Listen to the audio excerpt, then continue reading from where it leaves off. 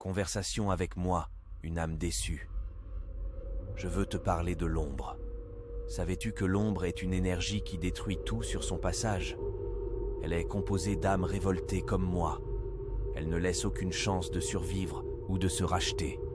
C'est la raison pour laquelle, lorsque l'humain est envahi par l'ombre, elle cherche à tout détruire sur son passage.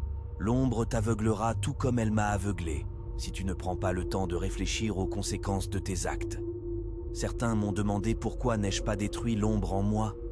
J'y ai longuement réfléchi et j'en ai compris que si je la détruis, je me détruis moi-même.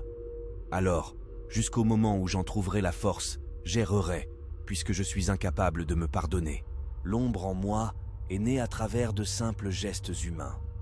Presque banals, je les ai alimentés, puisque je ne pouvais faire autrement.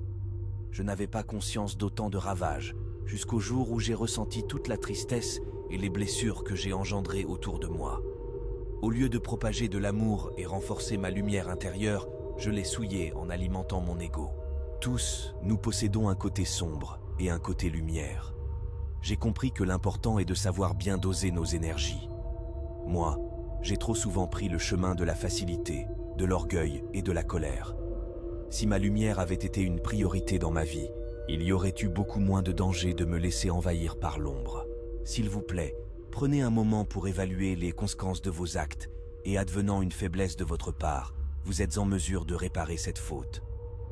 Pas moi. Telle est la force de votre lumière.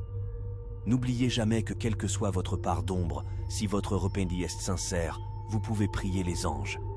Ils viendront immédiatement à votre rescousse. Ne faites surtout pas comme moi. Évitez à votre âme les méandres de l'abîme en apprenant à vous aimer et à vous pardonner. Moi, je ne suis pas encore prêt à remonter vers ma lumière, même si je le souhaite ardemment. Je sais que je ne dois pas perdre de temps, que l'opacité de ma nature s'accumule, mais j'en ai encore pour longtemps. Et si un jour j'y arrive, je sais que les anges danseront de joie tout autour de moi.